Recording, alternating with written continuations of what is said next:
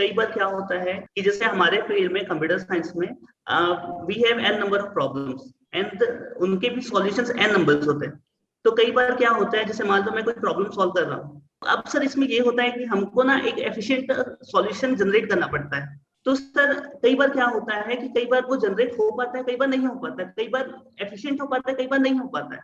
तो सर जब वो नहीं हो पाता है तो कैसे किया जाए सर? मतलब होता क्या है कि हम जब भी किसी प्रॉब्लम को सॉल्व करते हैं तो वहां पर तीन तरह के माइंडसेट होते हैं। एक होता है कि प्रॉब्लम को देखा और डर गए प्रॉब्लम से कि ये प्रॉब्लम बहुत बड़ी है, हम कहते हैं शायद ये नहीं हो पाएगा, मैं नहीं कर पाऊंगा। अंदर से ऐसा बोल रहे होते हैं, बाहर से शायद कोई बोलता है कि नहीं नहीं तू कर सकता है, फिर हम ट्राई करते हैं, फिर ट्राई करते हैं, सोल्यूशन नहीं निकलता है तो फिर हम छोड़ ही देते हैं। हम कहते हैं नहीं नहीं बोल तो दिया आपको, नहीं हो सकता, इट्स नॉट पॉसिबल। क्योंकि हम एक तरीके से उसको नहीं कर पा रहे तो और जो लाखों तरीके हैं उसको करने के वो हमारे दिमाग में आते ही नहीं है, और जो सोल्यूशन है वो आते ही नहीं है। तो अब एफिशिएंट का मतलब क्या हुआ, उस पर अभी हम आते हैं। तो पहले तो ये कैटेगरी समझ में आया कि वी गिव अप। क्योंकि सॉफ्टवेयर फील्ड में क्या होता है, प्रोग्रामिंग में क्या होता है कि हर रोज नई नई प्रॉब्लम्स आती हैं और टेक्नोलॉजी भी इतनी तेजी से आगे बढ़ रही है कि जब तक आप कुछ सीखते हो और उसको इंप्लीमेंट करने जाते हो वो ऑब्सोलीट हो जाता है, फिर कुछ नया आ जाता है। तो रोज आपको कुछ नया सीखना है। अब दूसरी कैटेगरी होती है लोगों की, वो क्या करते हैं जब भी कोई प्रॉब्लम आती है फटाफट से उसका सोल्यूशन निकाल देते हैं। अगर तो पता है तो उसी तरीके से निकाल देते हैं।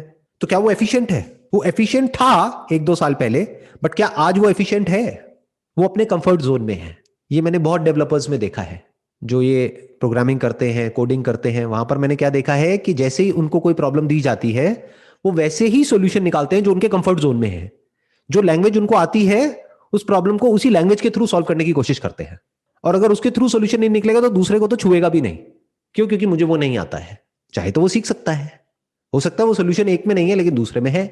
तो वो क्या करते हैं, बेसिकली प्रॉब्लम का सोल्यूशन तो निकाल लेते हैं लेकिन वो सोल्यूशन एफिशिएंट नहीं है। दैट मे और मे नॉट बी एफिशिएंट। क्यों? क्योंकि वो उसी तरह से उसका सोल्यूशन निकाल रहे हैं जिस तरीके से 5 साल या 10 साल पहले निकालते थे। आज सब कुछ बदल चुका है। आज उससे कम लेटेंसी में उससे बेटर तरीके से उसका सोल्यूशन निकाला जा सकता है। मानो अगर उसने एक क्वेरी बनाई जिसको एग्जीक्यूट होने में 5 सेकंड लग रहे हैं, तो आज ऐसी ऐसी जो नई टेक्नोलॉजीज हैं और जो नई लैंग्वेजेस हैं वहां पर हो सकता है 1 सेकंड लगे।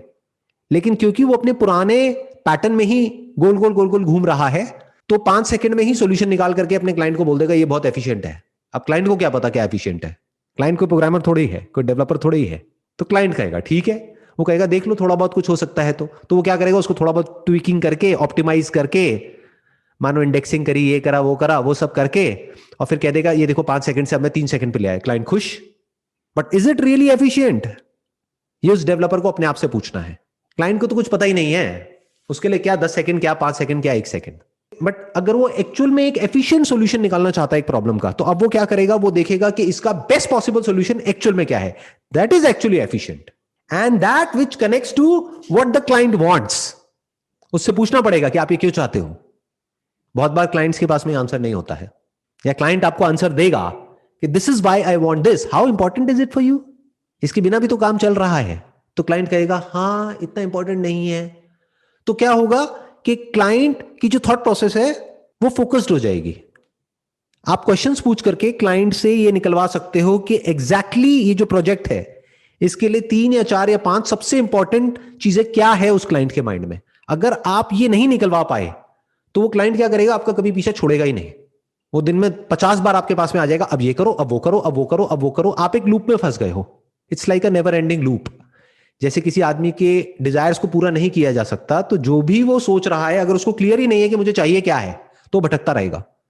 बिल्कुल ऐसा है जैसे सड़क पे कोई निकल गया, उसको पता ही नहीं है मुझे जाना कहां है, कभी यहां जा रहा है कभी वहां जा रहा है, और आप उसके इंस्ट्रक्शंस को फॉलो कर रहे हो और सोच रहे हो बहुत एफिशिएंट तरीके से मैं काम कर रहा हूं।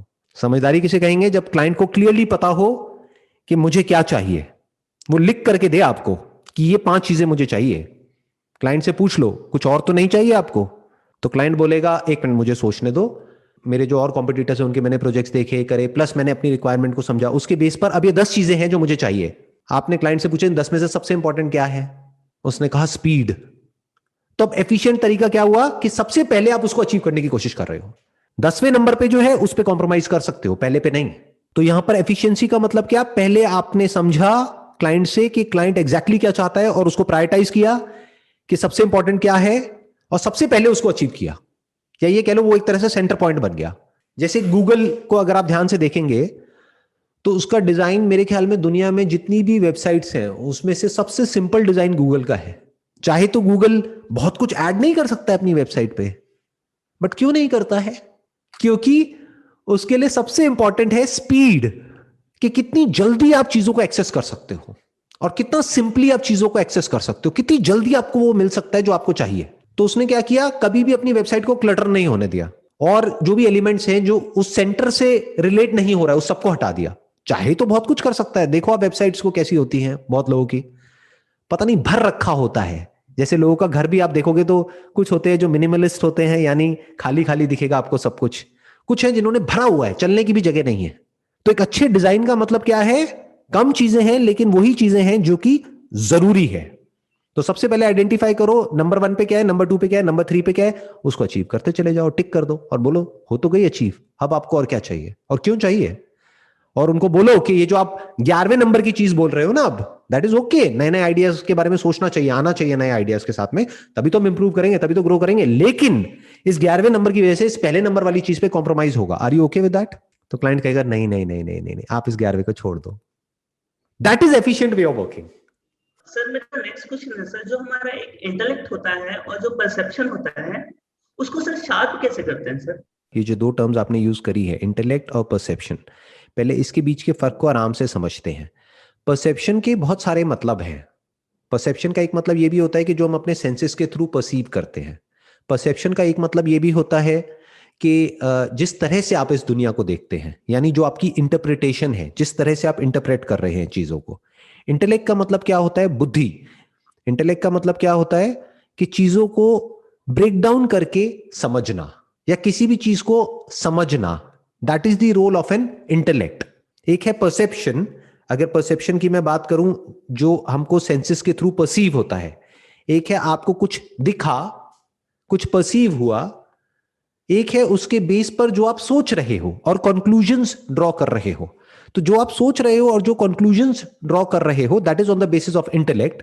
फिर उसके बेस पे एक परसेप्शन का दूसरा मतलब भी है कि जो हमारा नजरिया होता है, जो हमारा नैरेटिव होता है, जो स्टोरी होती है, उसको भी लोग परसेप्शन बोलते हैं, वो क्रिएट होता है। तो बेसिकली इस सब में रोल किसका आया, आपके इंटेलेक्ट का, कि आप किस तरह से जो भी नॉलेज आपके पास में आ रही है या जो भी कुछ आपको दिख रहा है, सुनाई दे रहा है, उसको आप कैसे समझ रहे हो, कैसे इंटरप्रेट कर रहे हो, that is the role of an intellect. So अब इंटेलेक्ट क्या है, इंटेलेक्ट से आप दो काम कर सकते हो। एक है इस दुनिया में जो भी आपको समझना है उसको आप समझ सकते हो, कि जो भी आप परसीव कर रहे हो या जो भी आप नॉलेज गैदर कर रहे हो उसका सच क्या है, वहां तक पहुंच सकते हो। कॉज एंड इफेक्ट को समझ सकते हो, एक चीज को तोड़ करके ब्रेक डाउन करके समझ सकते हो कि ये चीज किस मटेरियल की बनी है, इसका कॉज क्या है। इंटेलेक्ट का एक रोल ये हो गया, यानी क्या, अंडरस्टैंडिंग और whatever is there in this world. But intellect को भी बहुत सारे लोग कैसे यूज करते हैं, जस्ट फॉर इंटेलेक्चुअल स्टिमुलेशन। मतलब क्या, कुछ बुक्स पढ़ ली और दिमाग में कुछ भी सोचे चले जा रहे हैं, सोचे चले जा रहे हैं, सोचे चले जा रहे हैं और उसके बेस पर कुछ भी बोल रहे हैं without any understanding about the facts. ऐसे लोगों को बहुत सारे लोग इंटेलेक्चुअल समझ लेते हैं, क्योंकि उनके पास में बहुत भारी भारी वर्ड्स होते हैं, उनकी जो लैंग्वेज होती है वो ऐसी होती है कि ज्यादातर लोगों को समझ ही नहीं आती है कि वो बोल क्या रहे हैं, या कुछ भी कहीं से पढ़ लिया, उसकी खिचड़ी सी बना दी और बना करके आपको प्रेजेंट कर दी। तो लोगों को लगता है कि अरे ये तो बहुत इंटेलेक्चुअल है, इसको तो सब पता है, मुझे कुछ नहीं पता है। बट उनको जो पता है वो गूगल को भी पता है, एक सर्च इंजन को भी पता है। तो that is not the right use of an intellect. Intellect का एक और रोल है, वो है टू कीप थिंग्स सिंपल, कि कॉम्प्लिकेटेड से कॉम्प्लिकेटेड चीज को भी आप बड़े ही सिंपल तरीके से देख सको। ये भी एक रोल है इंटेलेक्ट का। लेकिन ज्यादातर लोग इंटेलेक्ट को कैसे यूज करते हैं, वो सिंपल से सिंपल चीजों को भी कॉम्प्लिकेटेड बना देते हैं और उनको उसमें मजा आने लग जाता है। इसको बोलते हैं इंटेलेक्चुअल स्टिमुलेशन। और प्लस इंटेलेक्ट का एक और रोल है, बुद्धि का एक और बहुत बड़ा रोल है, कि जो भी हमको परसीव हो रहा है हमारे सेंसेस के थ्रू, या जो भी इस ब्रेन में थॉट्स चल रहे हैं, फीलिंग्स, इमोशंस, मेमोरी, उस सबको भी इंटेलेक्ट समझ सके, या ये कह लो इंटेलेक्ट की लिमिटेशन को देख सके, थॉट से थॉट की लिमिटेशन को देख सके। That is the only way to calm your mind, there is no other way. अगर आप थॉट्स में ही उलझे रह जाओगे तो बिल्कुल ऐसा है कि आप एक प्रिजन में फंस गए हो और आपको खुद को ही नहीं पता है। तो एक्चुअल में इंटेलेक्चुअल कौन है?